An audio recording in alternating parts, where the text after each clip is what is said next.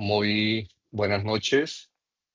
Muchas gracias a todos los asistentes, a las 75 personas que están en este momento conectadas. Vamos a hacer una pequeña presentación de Energirsan y después de eso mm, haremos una presentación del expositor y arrancamos ya con el contenido. Por favor, manitas para asegurarme de que me están escuchando. Perfecto. Gracias. Muy amables. Bueno, entonces, para los que no conocen, Energirsan, somos una asociación sin ánimo de lucro, una asociación de ingenieros energéticos de los dos Santanderes. Promovemos la innovación, la sostenibilidad y la democratización energética. Nuestra razón de ser es colaborar con universidades, empresas, el Estado y la sociedad civil para hacer una plataforma que integre todos esos actores y todos aquellos actores más bien que estén relacionados con asuntos de tipo energético. Actuamos bajo principios éticos y de responsabilidad ambiental. ¿Cuáles son nuestros objetivos? Nuestros objetivos como asociación, para quienes no nos conocen, están alineados en 4 ejes. En un eje social, lo que buscamos es dar apoyo comunitario a todas aquellas iniciativas energéticas de tipo social. Buscamos desarrollar y apoyar en economía circular y en sostenibilidad. También tenemos un eje profesional. Desarrollamos ingeniería, ofrecemos ingeniería con ética.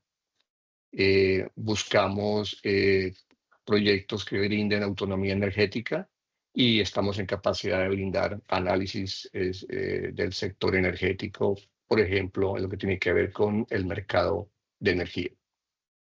En el eje académico, este webinar es un ejemplo del cumplimiento de ese objetivo.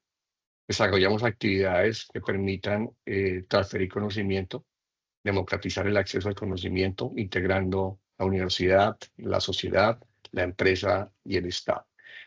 Y por último, como debe ser lógico, también tenemos un objetivo alineado con el eje de afiliados, y quienes son miembros de nuestra asociación, pues lo que buscamos es que también se desarrollen profesionalmente, que podamos tener un espacio de cooperación entre los afiliados y obviamente también un valor de solidaridad.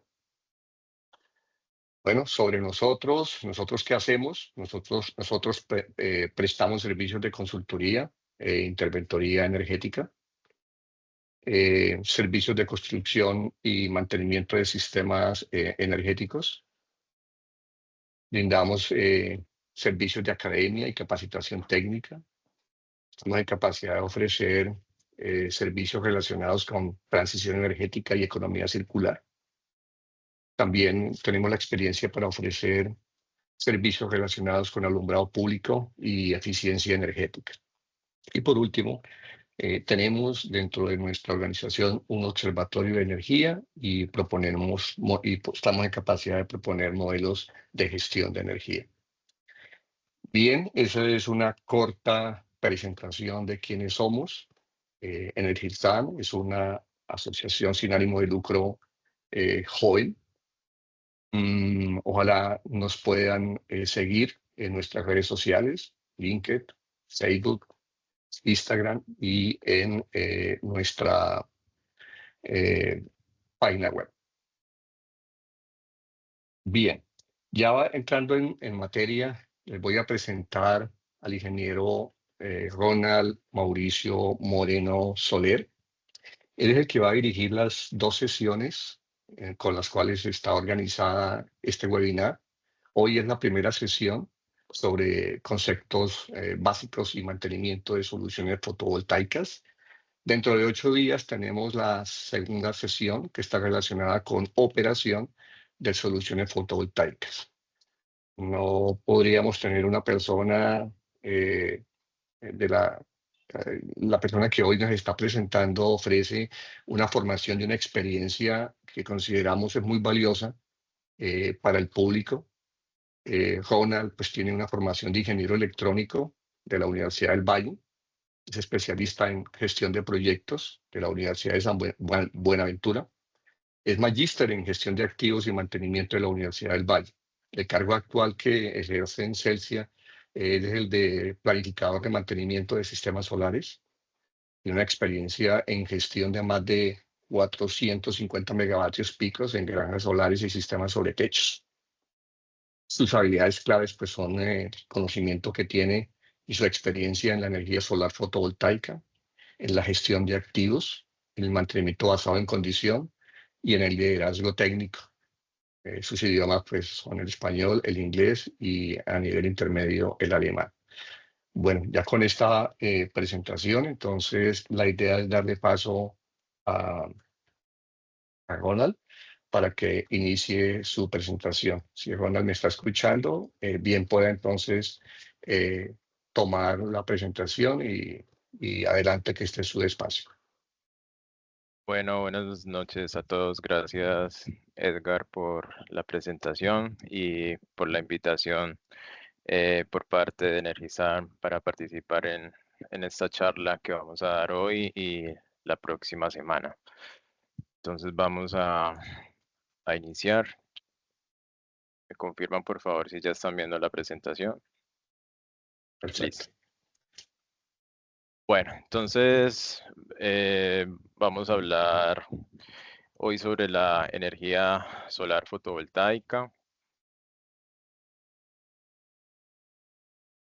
Vamos a ver el día de hoy los conceptos básicos. La idea es que conozcamos cuáles son los componentes, cómo funciona esta tecnología y luego hablaremos en la próxima sección sobre los temas ya puntualmente de operación y mantenimiento de los sistemas solares fotovoltaicos. Bueno, entonces sobre los conceptos básicos, primero entender que nosotros del sol podemos aprovechar dos tipos de energía. Una es la energía solar térmica. Aquí lo que aprovechamos del sol es el calor. Normalmente lo que se hace en estas plantas es instalar unos espejos que dirigen toda esa radiación del sol hacia un solo punto. Calientan, normalmente es como una gel que conserva el calor y con ese calor hacen un ciclo con agua para generar vapor y a partir de allí generan energía con turbinas como si fuera una planta térmica normal. Esa es aprovechando esa parte térmica del sol. Y la otra es aprovechando la luz, los fotones, eh, es la energía solar fotovoltaica, que es la que vamos a hablar en este espacio. Un poco de contexto del por qué pues empezamos a hablar como de estos temas. En los últimos años, sobre todo en la última década, la energía solar fotovoltaica ha incrementado considerablemente a nivel mundial. Más o menos en el 2013 habían instalados unos 140 gigavatios y ya una década después, para el 2023, ya teníamos 10 veces más, estábamos hablando alrededor de 1.418 gigavatios instalados en el mundo. En Colombia se empezó a hablar de energía solar también muy reciente, en el 2017. Ahí vale la pena de una vez la cuña. En Celsia hizo la primera planta solar a gran escala en Colombia. Eso fue el 3 de septiembre del 2017 cuando se puso en operación una planta de 9,8 megavatios en Jumbo, en el Valle del Cauca. Y pues ese era como el primer proyecto. Y ya más o menos 6 años después, para el 2023, ya en Colombia habían más de 650 megavatios instalados. Eso fue un incremento como del más del 6000%, y pues hoy en día tenemos ya mucha capacidad instalada. Entonces, es un tema que ha venido incrementando y bueno, ha venido a estabilizar un poco la matriz energética en Colombia.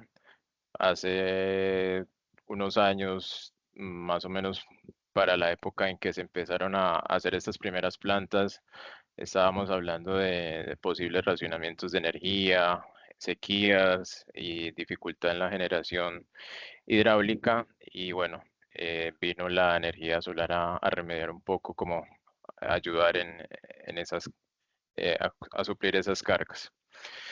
Entonces, bueno, ¿qué es la energía solar? Vamos a mirar unos conceptos. Em, Hagan de cuenta que el Sol es como un reactor gigante en donde sus principales combustibles son el helio y el hidrógeno.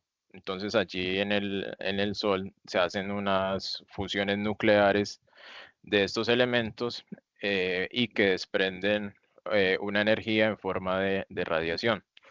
Esos rayos de sol viajan directamente hacia la Tierra, atraviesan pues el espacio, llegan a la atmósfera hasta que tocan la Tierra. Entonces, esa energía en forma de radiación, eh, nosotros la medimos en el sistema internacional en vatios por metro cuadrado, y a eso le llamamos la irradiancia. Eso es como si fuera una potencia instantánea, es como esa energía en ese momento que estamos midiendo.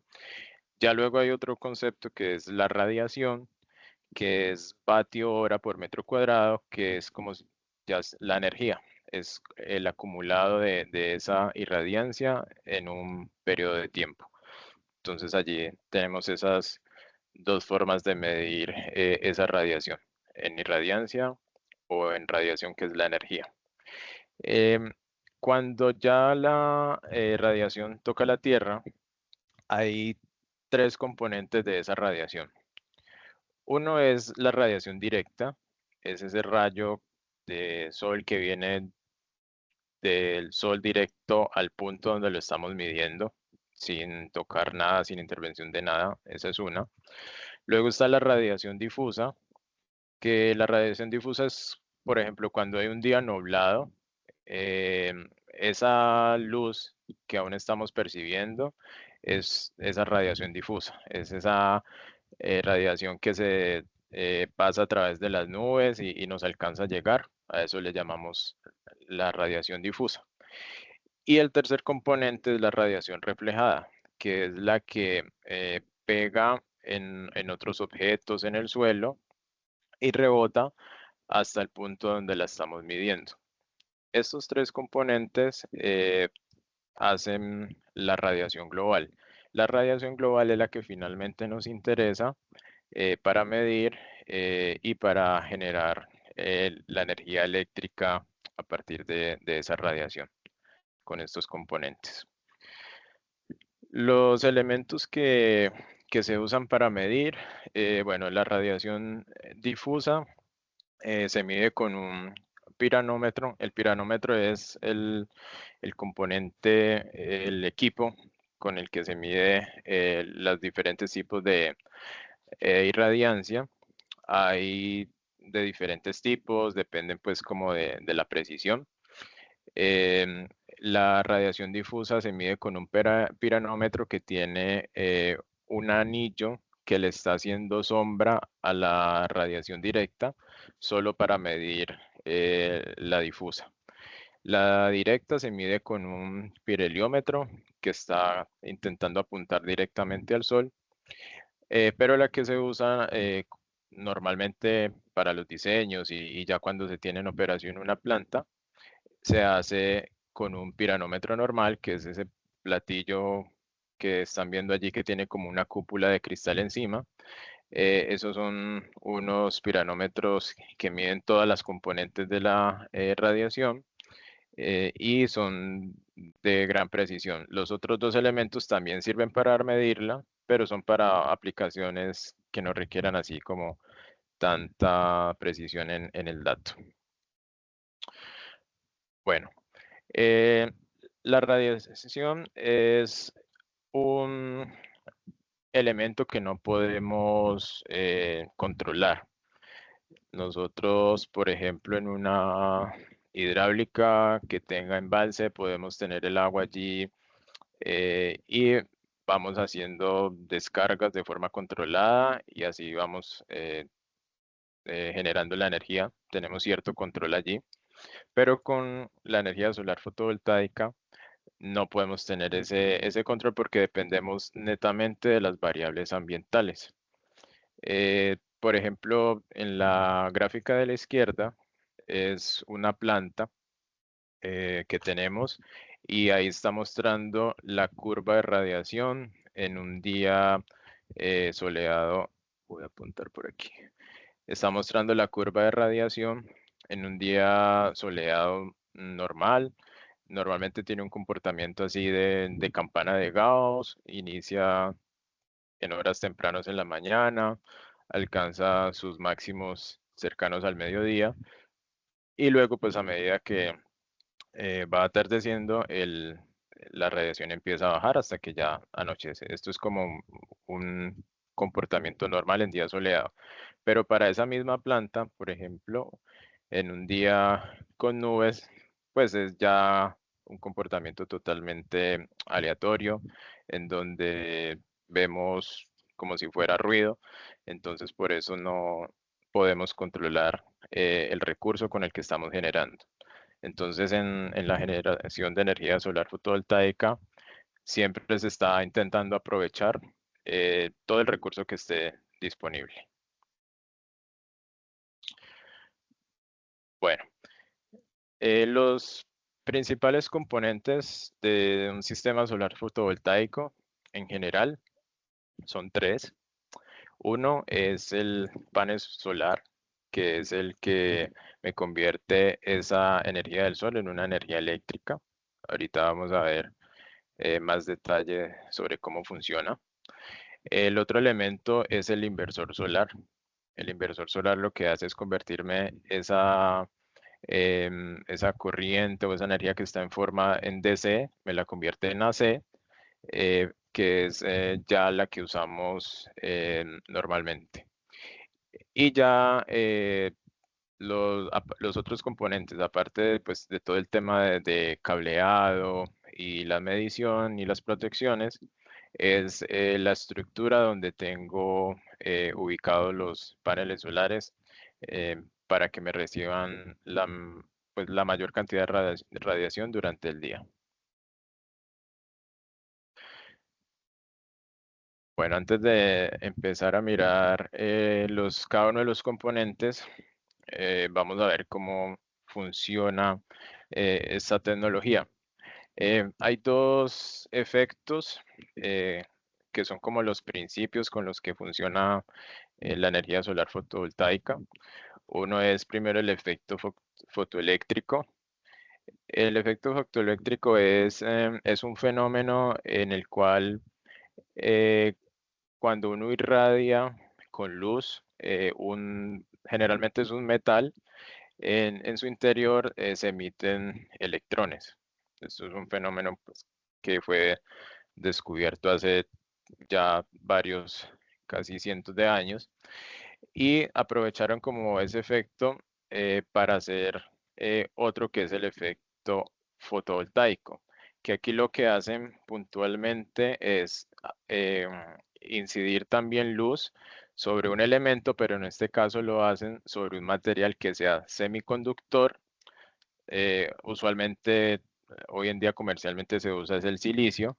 Entonces, inciden luz sobre ese material semiconductor para para excitar a los electrones.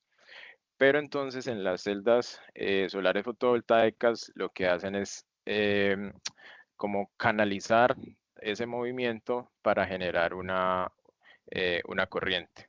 Entonces, primero lo que hacen el silicio lo dopan con boro para cargar una de las capas negativamente, y la otra capa la dopan con fósforo, generalmente, para cargarla positivamente. Entonces allí ya me genera una diferencia potencial. Esto es como si fuera un diodo, es el principio de funcionamiento de un diodo, que es un semiconductor también y que tiene allí una diferencia de potencial normalmente de 0.7, 0.3, de acuerdo con el material que esté dopado. Y ponen unos electrodos tanto en el positivo como el negativo, para que esos electrones que son excitados empiecen a irse por ese camino, y allí ya me están generando una corriente eléctrica. Normalmente el tipo de luz que es más efectiva para hacer esa excitación de los electrones en estos semiconductores es la luz ultravioleta. Es la que se ha visto, pues, que tiene mejores resultados, más efecto sobre los electrones. Entonces esa es la que captamos y la que eh, aprovechamos en el efecto fotovoltaico.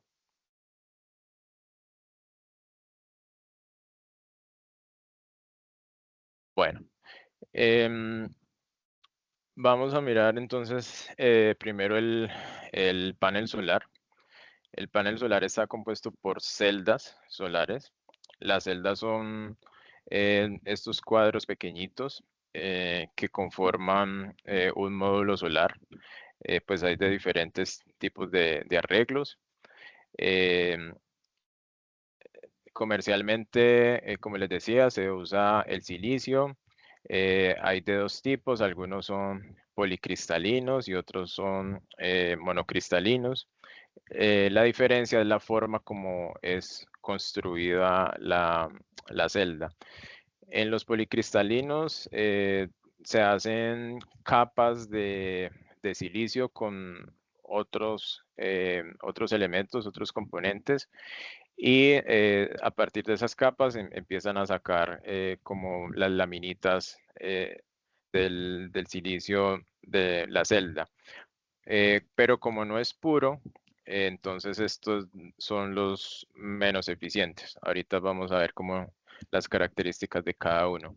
Y los monocristalinos sí son bloques de silicio. Estos no son mezclados con otros elementos. Son bloques completos que normalmente vienen en formas cilíndricas, y lo que hacen es irle quitando las puntas para aprovechar mejor el espacio, pero estos son mucho más eficientes porque son de silicio puro. Y hay otros que son de películas delgadas de otros elementos, pero que estos son para soluciones que no requieren tanta eficiencia, pero sí necesitan como más versatilidad con el panel. Por ejemplo, no sé si han visto soluciones en, en maletines que tienen un panelcito solar para cargar el celular. Normalmente usan ese tipo de películas que son más flexibles, pero poco eficientes. Bueno, entonces ya este es un panel solar completo. Cada cuadro de estos es una celda de lo que les mencionaba. Van conectadas en serie paralelos.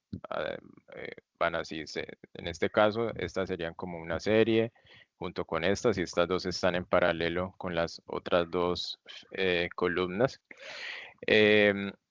Aquí las que son monocristalinas, como no tienen otros componentes, son de color uniforme. Generalmente es un azul, negro. Estas son las más eficientes. Se han encontrado en laboratorio eficiencias mayores del 24%. Ya a nivel comercial, hoy en día están alrededor del 20, 22, 23%. Los últimos paneles que estamos usando están en este rango del 20 al 22%. Pero pues es difícil su elaboración. Sin embargo, ya los costos han bajado mucho en los monocristalinos y el costo-beneficio es mejor, entonces son los que se están usando hoy de forma como más común. Los policristalinos se le ven estas como manchas por la forma como están construidos, son más económicos, eh, las eficiencias en laboratorio están un poco más del 20%, pero comercialmente se consiguen paneles entre el 16-17%. Bueno, otros, aparte pues del silicio, que es el que hace el efecto fotovoltaico para generar energía, los paneles solares vienen con un recubrimiento en vidrio para proteger las celdas, un marco que generalmente es en aluminio para darle una estructura sólida y poder hacer las instalaciones. Y por detrás traen un elemento antirreflectivo que se llama EVA. Hoy en día ya hay unos paneles solares que están fabricando que vienen por ambas caras con silicio para aprovechar esa radiación reflejada que explicaba al comienzo, la que se reflejan en el suelo o en otro elemento y le incide por la parte trasera al panel, entonces ya están generando por ambas caras. Pues con menor eficiencia por la parte de atrás porque le llega menos energía, pero se está aprovechando. Entonces, eso es como los últimos que están fabricando. Bueno, ahorita vamos a hablar sobre los inversores, que es el otro elemento que es muy importante en un sistema solar fotovoltaico. Cuando la energía sale del panel está en DC, pero pues todas nuestras aplicaciones, o bueno, no todas, la gran mayoría son en AC. Hay en algunos sitios o algunos electrodomésticos muy puntuales que funcionan con DC, entonces no necesitarían como tal un inversor, si ese es el caso, pero pues lo más usual es que usemos AC, entonces hay que hacer esa transformación de DC a AC y para eso se usan los inversores solares.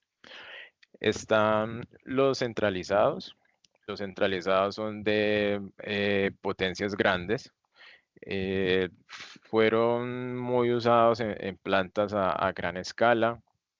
Eh, su costo es menor. Al ser unas potencias grandes son costos bajos.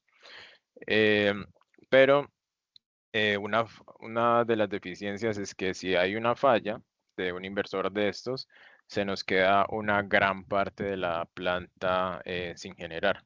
Entonces, si tenemos un inversor de estos de 1 mega, por ejemplo, y nos falla, pues se nos va a quedar toda esa potencia por fuera. Estos inversores tienen pocas entradas, pueden tener alrededor de unas 8 entradas.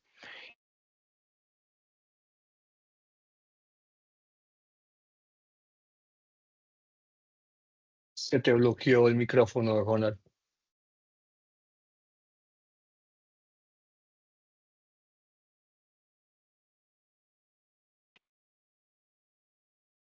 Hola. Perfecto. Allí. ¿Listo? Vale. Bueno, uy, no sé hasta dónde me escucharon. No, Edgar. no hay problema, no hay problema. Ibas bien. Continúa Ah, que no fue. listo. Bueno, entonces les decía que para poder llegar a estos inversores con toda la cantidad de paneles, se usan cajas de combinación o string box. Esta imagen que está aquí es, por ejemplo, una caja de combinación. Entonces lo que se hace es llegar con cadenas. Una cadena es una conexión en serie de varios paneles. Entonces se llega con varias cadenas en tanto positivos como negativos y se sale solo con 2 conductores que van a una de las entradas del inversor. Entonces esto es para agrupar cadenas y llegar con menos entradas a los inversores. Esto hace que el monitoreo sea difícil hacerlo a nivel de inversor, el monitoreo de las cadenas. Es posible hacerlo a nivel de los inversores, pero hay que hacer inversiones adicionales en sensores, en esas cajas de combinación, para poder monitorearlas una a una, porque el inversor no tiene la capacidad de mirarlas, ya que previamente están siendo como agrupadas. Entonces esa es como una de las desventajas de usar estos inversores. Igual, cuando hay afectación en una cadena, ya sea por sombras o por una falla, se va a afectar grandes cantidades de potencia, porque como son agrupadas, el inversor va a tomar como si todas las cadenas que están conectadas estuvieran con la falla. O sea, el inversor no es capaz de diferenciar si una de las cadenas es la que está sombreada y las otras no. Va a tomar siempre el peor de las cadenas. Entonces, eso afecta mucha generación cuando hay una falla a nivel de DC. Usualmente ya, bueno, en el caso de Celsius ya no estamos usando de estos inversores. Nosotros estamos usando inversores tipo estrino cadena, que son estos que estoy mostrando acá. Son de potencias más pequeñas. Pueden estar desde, no sé, desde los 10 kilovatios hasta ahorita ya hay inversores de 330, 400 kilovatios, pero pues son muchos más versátiles, tienen mayor cantidad de entradas, entonces a estos inversores sí podemos entrar directamente con las cadenas. Aquí, por ejemplo, se ve los diferentes strings o cadenas llegando a este inversor. Este inversor debe ser alrededor de unas 16 entradas que tiene. Entonces se puede llegar directamente y eso lo que facilita es que el monitoreo sí se puede hacer cadena por cadena. Estos inversores ya tienen esa capacidad. Entonces, por ejemplo, una falla de aislamiento, es fácil detectar en qué cadena fue, porque el mismo inversor sabe por cuál de las entradas fue la falla. Cosa contraria al que veíamos anteriormente, que como son agrupadas antes de llegar al inversor, si hay una falla de aislamiento, no es posible, pues a no ser que se instalen sensores adicionales o se hagan mediciones con equipos adicionales, detectar esas fallas de aislamiento. Estos inversores son un poco más costosos, pues hay que comprar muchos más equipos eh, para una misma potencia. Por ejemplo, una planta de 10 megas con inversores centralizados puede tener 5 inversores, mientras que con estos de tipo cadena podemos estar hablando alrededor de entre 50 y 60 inversores, dependiendo la potencia. Entonces, por eso, pues es un poco más costoso, pero facilita mucho los temas de mantenimiento porque reemplazarlos es muy sencillo. En cuestión de una hora ya se puede haber cambiado un equipo que falló y la potencia que se afecta también es pequeña versus una falla en un inversor centralizado en el que normalmente se cambian son componentes y hay que tener mano de obra calificada o más especializada para hacer cualquier cambio o cualquier mantenimiento. Cuando hay eh, fallas, o bueno, o una falla o una sombra sobre una de las cadenas, se afecta solo esa cadena y las otras entradas pues siguen generando normal, buscando pues el máximo punto de la potencia. Esa es una de las ventajas. Y luego están los microinversores. Estos son para soluciones más domésticas o para soluciones más puntuales. Aquí se conectan casi un solo panel por entrada. En el anterior, en el de tipo stream, se recibe son cadenas que pueden tener 10, 15, 20 paneles según el diseño. En estos casos va un solo panel por entrada. Es decir, que el monitoreo lo podríamos hacer panel por panel. Es mucho más detallado.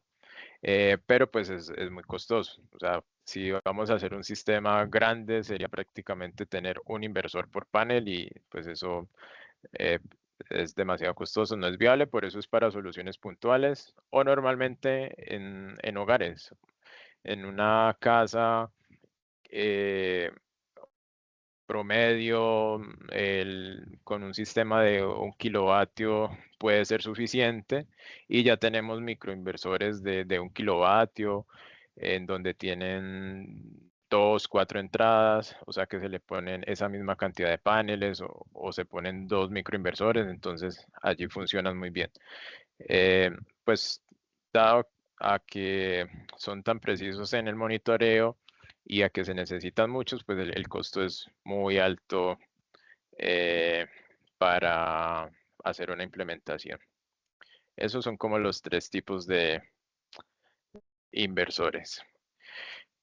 Bueno, y ya el otro componente que es importante en los sistemas solares, pues si bien no está ligado directamente a la generación, pero sí es muy importante porque con la estructura es como vamos a sostener los paneles y es como los vamos a tener allí mm, en unas inclinaciones adecuadas para recibir la mayor cantidad de radiación que finalmente se convierte en energía. Entonces hay eh, diferentes tipos de acuerdo en dónde van a ser instalados.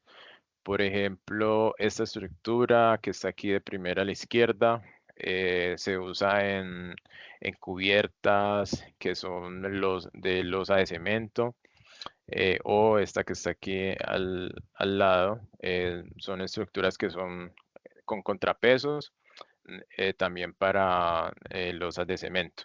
Ya cuando son tejas, en tipos de tejas, hay estructuras, bueno, fabricantes, cada fabricante tiene su propio tipo para poner sobre las crestas, bueno, dependiendo del tipo de teja, asimismo hay los diferentes tipos de conectores. Que al final lo que se busca es que los paneles estén allí fijos y pues evitar que el viento los vaya a tumbar, entonces tienen que ser estructuras donde queden muy fijos. Luego en tierra se tienen estructuras esto se llama de mesa, que son fijas, pueden tener 1 o 2 incas, dependiendo el tamaño de la mesa. En este caso de la foto, estas son de una sola fila, pero hay soluciones que tienen 2, 3 filas en paralelo, entonces pues ya deben ser estructuras mucho más robustas. Las estructuras dependen también de la topografía, algunas son para suelos inclinados, otras no funcionan muy bien en ese tipo de suelos, entonces lo mismo, cada fabricante tiene sus diferentes soluciones. Ronald, Normalmente, sí. disculpa que te interrumpa. He visto algunos comentarios de que la presentación está congelada. En mi caso está bien. No sé si es un tema de conexión de las personas. Me gustaría que levanten la mano si la presentación está acorde con la exposición.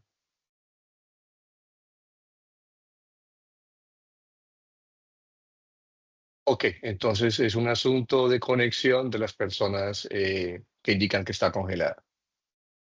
Vale. Bueno, les decía que estas estructuras en piso normalmente van hincadas directamente a la tierra. Sin embargo, dependiendo del tipo de suelo también en algunos casos hay que hacer algún tipo de cimentación. Pero usualmente van hincadas directamente a la tierra. Estas son fijas.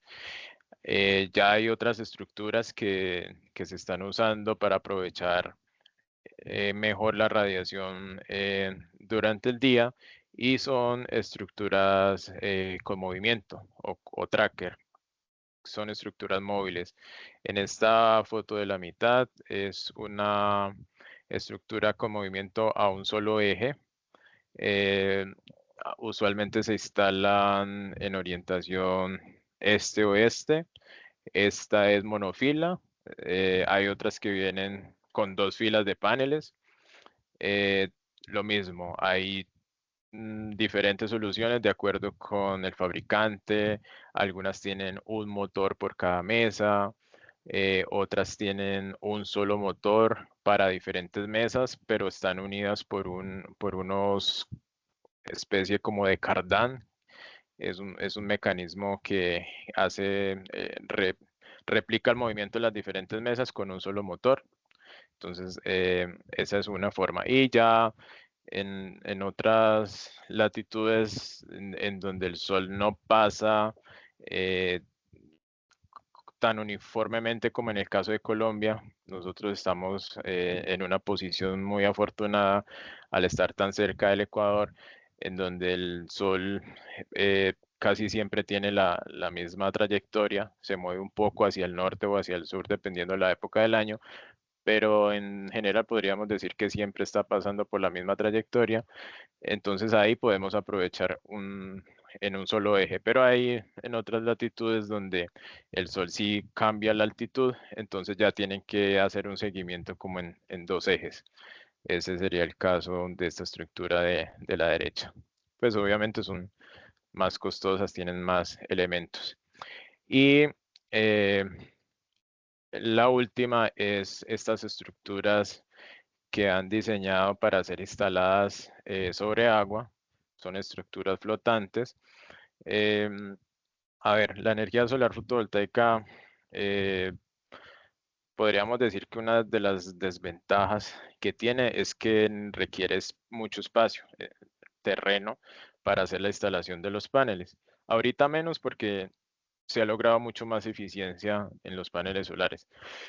Pero en algunos sitios donde ven que el terreno no es suficiente, pero tienen espejos de agua disponibles, algún lago que tengan allí, pero no lo usen ni para temas productivos o recreativos, entonces ven como esa opción de tener paneles allí. Entonces han diseñado este tipo de estructuras flotantes.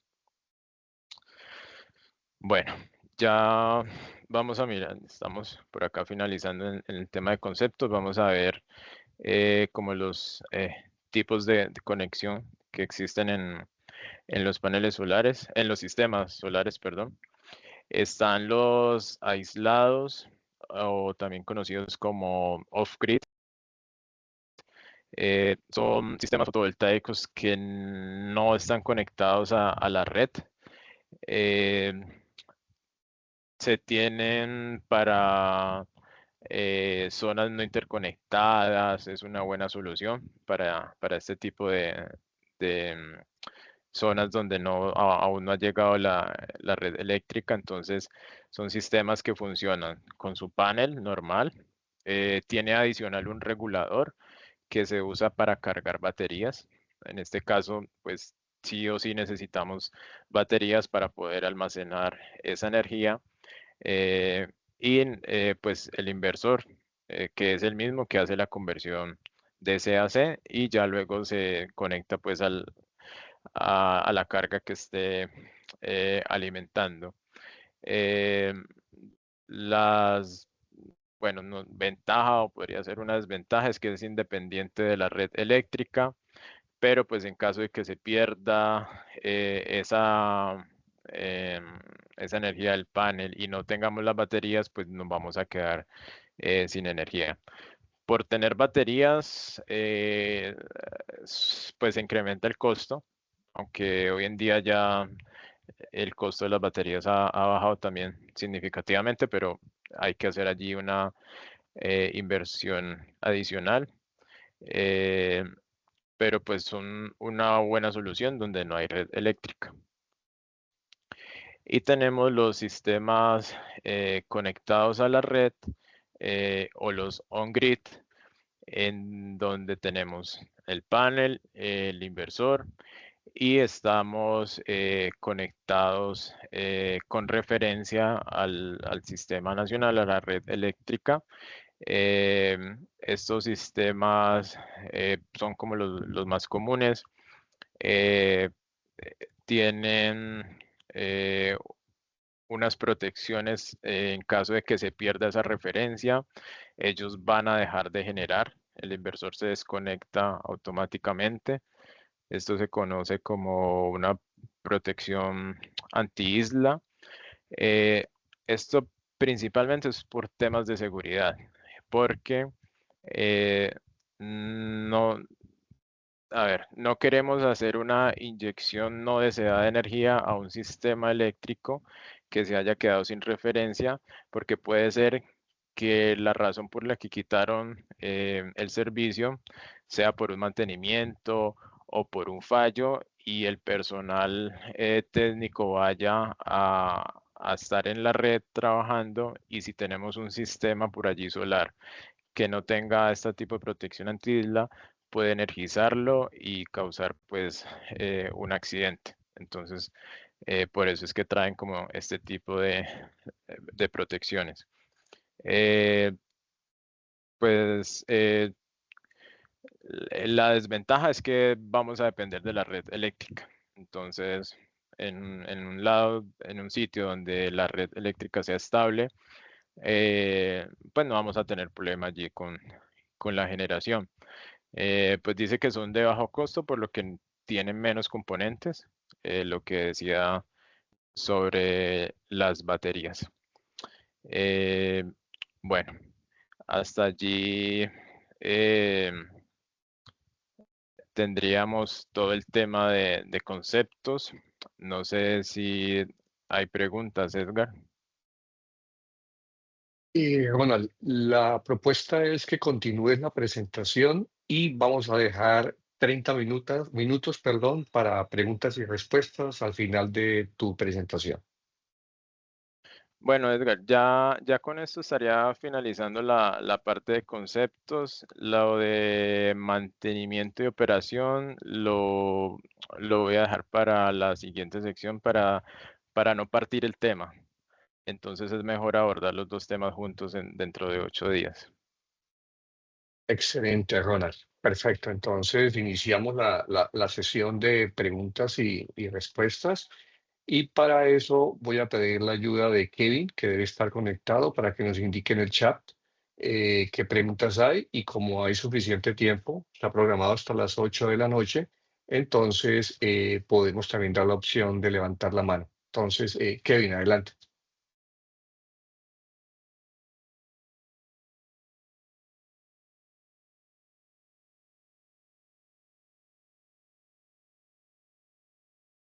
Bueno, parece que Kevin tiene inconvenientes. Yo voy a abrir aquí el chat. Voy a abrir la opción del chat y voy a leer entonces las preguntas que hay. A ver, un momentico, estoy mirando. Bueno, aquí hay una de Carlos Jiménez, Ronald. Mucho gusto, ingeniero Ronald. Es la primera pregunta que identifico en el chat. Recientemente asistí a una conferencia de XM, donde se mencionó que Colombia enfrenta un riesgo de quedarse sin capacidad suficiente de transporte de energía debido a la obsolescencia de las redes de transmisión. Esto podría generar que parte de la energía renovable producida no pueda ser transmitida y utilizada a nivel nacional, provocando un aumento en el costo de la energía comercializada. desde la perspectiva de Celsia como operador y como comercializador de energía, ¿qué estrategias o acciones se están implementando para anticipar y prevenir esta situación? Bueno, Ronald, esta pregunta pues parece que está fuera del marco de la presentación, pero si tú consideras que puedes opinar sobre esta pregunta, pues adelante, Ronald. Vale, Edgar. Gracias, Carlos. Bueno, eh, para eso, no solo los operadores de red como Celsia, sino ya a nivel regulatorio, en cabeza de la CREC, se ha ido normalizando y regulando el tema de la generación distribuida en Colombia. Recién en el 2017, cuando les decía que se empezó con los primeros proyectos, prácticamente el que quisiera conectar un sistema lo podía hacer. No había ningún impedimento ni normativo ni regulatorio, pero pues ya eso se ha ido mejorando. Entonces, ya cualquier persona, empresa que quiera conectar un sistema on-grid conectado a la red, debe pedir como ese aval de acuerdo con el tamaño del sistema, pues así mismo son los requisitos. eh, Hay requisitos a nivel de protecciones porque un sistema conectado a la red puede ser un punto de falla adicional que puede dejar todo un circuito por fuera. Entonces, por eso hay unos requisitos, eh, por ejemplo, a nivel de protecciones.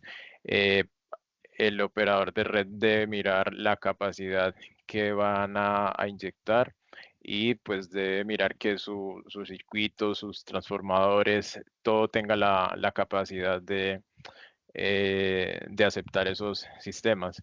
Eh, ya es tarea de los operadores ir llevando ese registro, ese control y empezar a hacer las inversiones que sean necesarias para ir robusteciendo la red, porque como lo mencionaba Carlos, eh, se pueden quedar obsoletas en muchos casos y ya no va a dar la capacidad para recibir nuevos proyectos.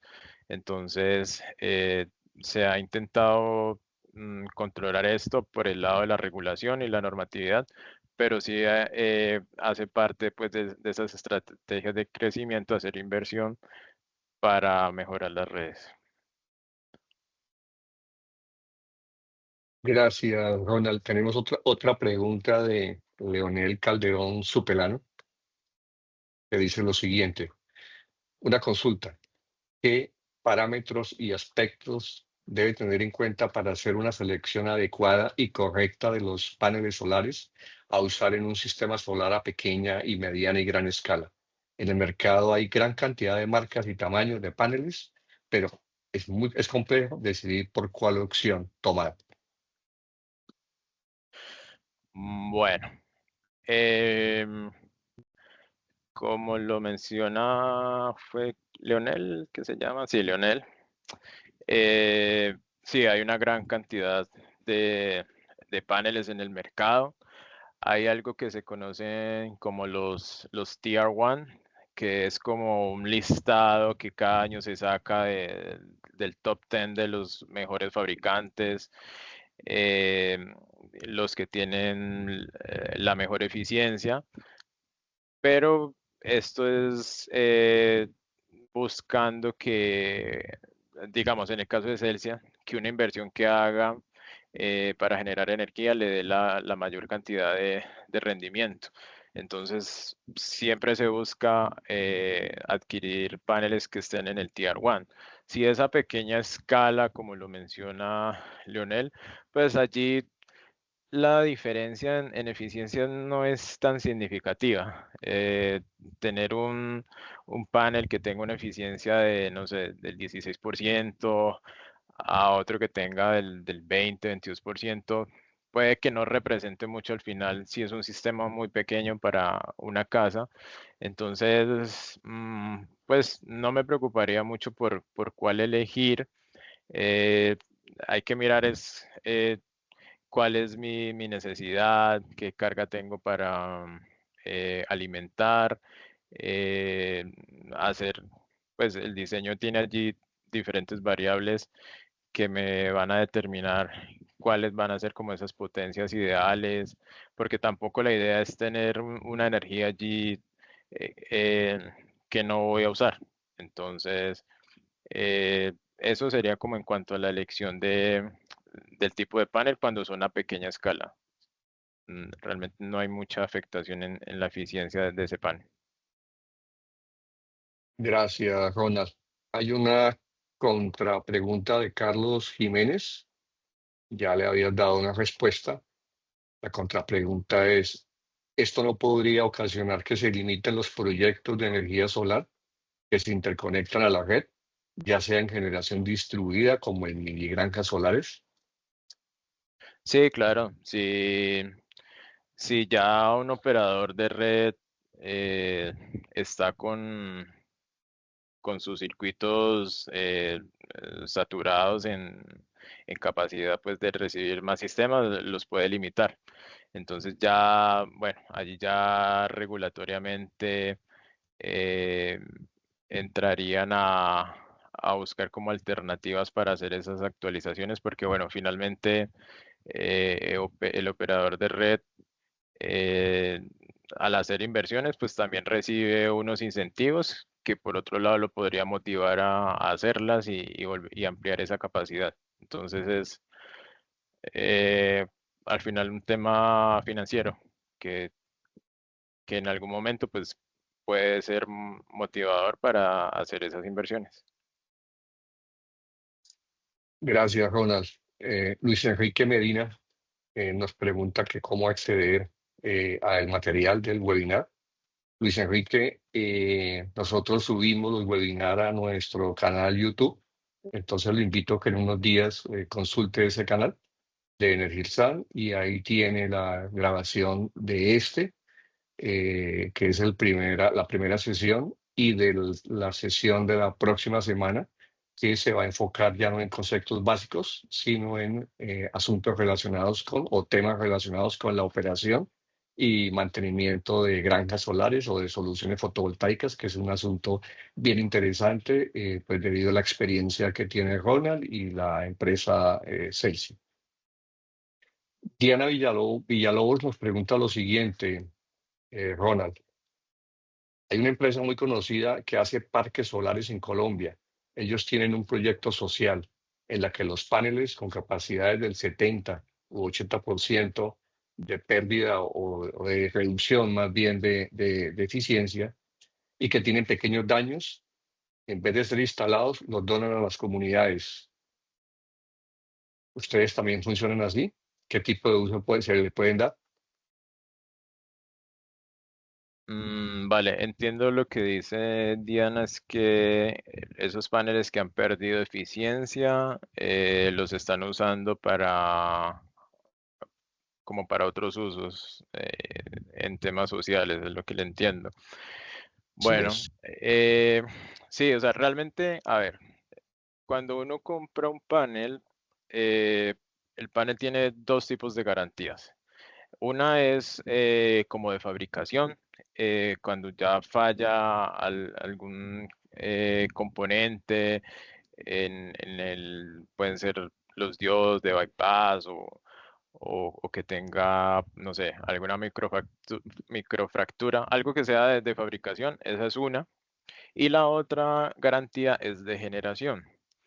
¿Qué dicen normalmente los fabricantes? Ellos lo que te garantizan es que, por eso dicen que tienen una vida útil de 25 años, es porque ellos tienen como una curva de degradación en la que cada año, una vez el panel es expuesto al sol, a la radiación, empieza a perder eficiencia, a degradarse.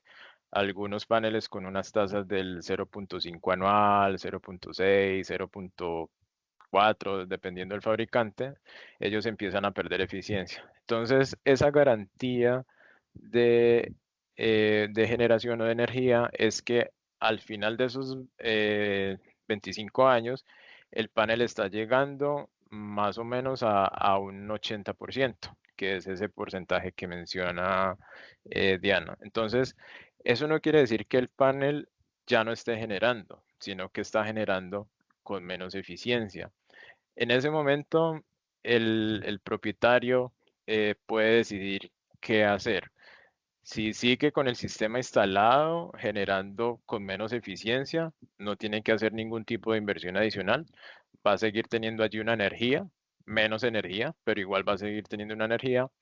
O hace una inversión de una actualización de paneles. Entonces esos paneles eh, para otras soluciones se pueden seguir usando. Por ejemplo, ahorita que preguntaban que qué panel escoger para algo a pequeña escala, pues esos paneles pueden ser muy útil si yo tengo eh, no sé, un parqueadero que quiero alimentar con una luminaria que esté alimentada por un panel solar, podría ser una buena solución. O algo así que sea de soluciones a pequeña escala, se pueden usar todavía esos paneles. Allí todavía tienen más vida útil para seguir entregando. Obviamente no la misma cantidad que cuando lo compré como nuevo. Em, Nosotros en Celsia, por ejemplo, estamos haciendo un segundo uso de paneles que retiramos, pero más que por pérdida de la eficiencia, por otro tipo de fallas, incluso cuando son quebrados por algún motivo.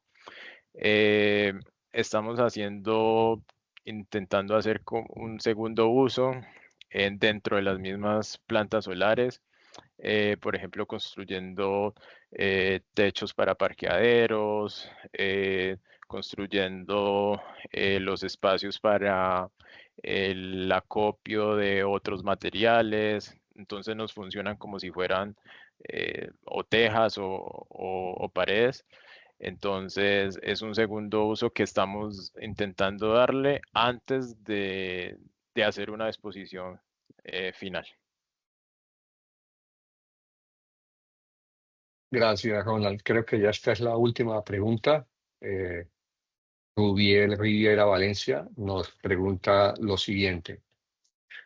Una falla en un sistema de gran potencia del sistema fotovoltaico puede causar inestabilidad en una red de transmisión de media tensión. ¿Y qué tipo de protección se utilizaría para evitar esto? Bueno, pues Rubiel, un solo sistema de pronto no nos llegaría a afectar. Pues no habría un sistema como con tanta potencia como para que se salga en un instante y que pueda afectar el sistema. En Colombia nosotros tenemos la matriz muy hacia el lado hidráulico y hay una gran inercia allí que nos estabilizaría el sistema si se salen los fotovoltaicos.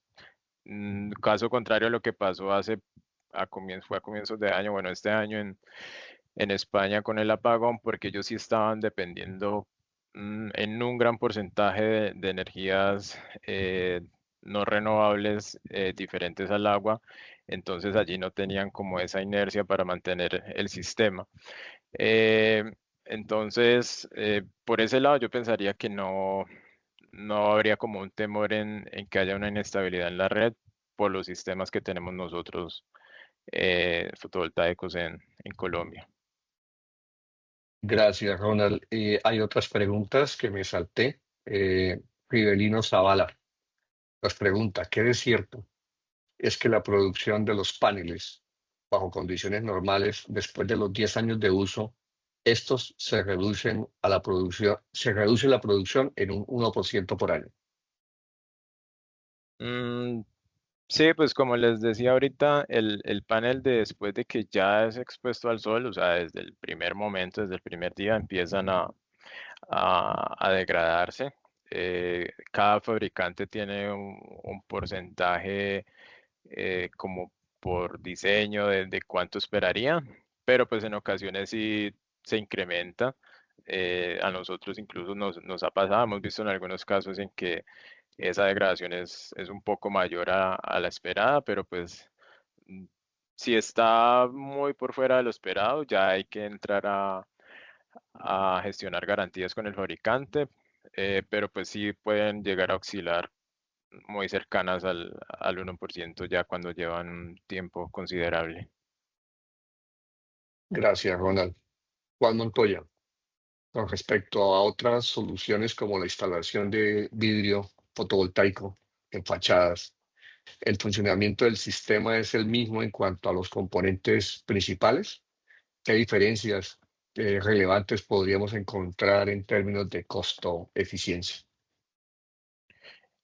Bueno, el funcionamiento es el mismo. Ahí lo que cambia es la eficiencia de sus paneles. Esas soluciones que vienen en tejas, que tienen paneles incluidos, en vidrios para ventanas, en fachadas, eh, normalmente son menos eficientes en cuanto a la construcción del panel, eso por un lado. Y por el otro, al estar en esas posiciones o en esas inclinaciones donde no se recibe toda la radiación, pues se va a aprovechar menos. Entonces, eh, la ventaja que hay es que puedo usar un espacio de una fachada, así me genere un poco de energía. Algo de energía, pues igual es energía que no tenía que voy a poder aprovechar con menos eficiencia. Entonces es eso. O sea, no es que voy a esperar sacarle el 100% de eficiencia si lo tengo puesto instalado sobre una fachada o sobre una ventana en donde puede que solamente le dé un par de minutos o algunas horas el sol directamente. Gracias, Ronald. Fernelli, en el sistema eléctrico también hay reactivos en el sistema. ¿Qué implementación se realizaría para que las redes solares no colapsen? Bueno, esa es una muy buena pregunta.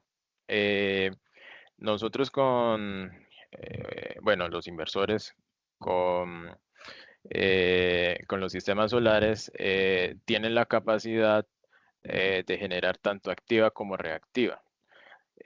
Con estas regulaciones que están saliendo ahora, los sistemas se declaran para que el operador de la red tenga, mm, a ver, ellos pueden en algún momento decirnos si estamos conectados a la red que generemos menos activa y más reactiva. O sea, nos pueden dar como consignas de operación para estabilizar el sistema.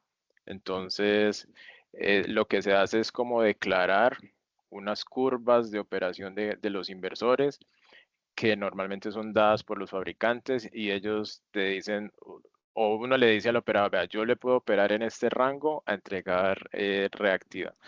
Normalmente es como hasta el 70% que yo puedo entregarle. Entonces, obviamente, si yo estoy viéndome como un generador puro, pues me va a afectar porque voy a reducir esa energía activa que finalmente es la que me sirve o la que estoy vendiendo. Pero podría hacerlo. Si el operador de red considera que necesita más reactivos, en algunos casos se declaran para aportar en control de tensión en algunos nodos, pero pues esos son sistemas grandes que tengan energía importante para aportar, pues un sistema pequeño de, no sé, de 100 kilovatios no sería mucho lo que hiciera ahí, pero los sistemas solares sí tienen como esa ventaja de poder generar, dado el caso, los dos tipos. Gracias, Ronald. Y ya para finalizar, Carlos Arturo Acosta Sánchez nos hace una serie de solicitudes de temas que deberíamos o que él sugiere deberíamos incluir en nuestra presentación. Vamos a hacer contacto directo con Carlos, revisamos lo que él propone y lo hablaríamos después con Ronald. Pero pues es importante aprovechar para indicar que la sesión número 2 El tema ya está definido y lo que nos interesa es compartir con ustedes los temas de operación y mantenimiento de granjas solares o de soluciones fotovoltaicas, un tema muy interesante y que realmente no hay muchos espacios en donde se pueda difundir o transmitir ese tipo de conocimiento. Entonces, de nuevo los invito para que el próximo miércoles a esta misma hora, 6:30 de la tarde, podamos asistir, se vinculen y podamos transmitir a través de Ronald ese conocimiento relacionado con mantenimiento y operaciones de granjas solares. Bueno, son las 7:56. Me preguntan que si se va a enviar el enlace a asistentes de la grabación. Como lo indiqué antes, esta grabación se sube en nuestro canal de YouTube de Energizan en unos pocos días y ahí tendrán el acceso a este video. Ronald, cerremos ya entonces el webinar. No sé si tengas alguna inquietud antes de cerrar y si no, pues nos despedimos. No, Edgar, muchas gracias a todos los asistentes por la atención que prestaron y por las preguntas muy interesantes que hicieron y pues espero que dentro de 8 días nos veamos de nuevo para hablar sobre temas de operación y mantenimiento. Perfecto, listo. Tuvimos un pequeño cambio en la agenda. La idea, como estaba en la pieza gráfica y en la invitación, era que íbamos a tratar el tema de mantenimiento también, pero me parece interesante lo que propone Ronald y es que trabajemos operación y mantenimiento en una sola sesión y creo que eso nos genera mucho más beneficios. Muchas gracias a todos los participantes. Que tengan una buena noche. Buenas noches.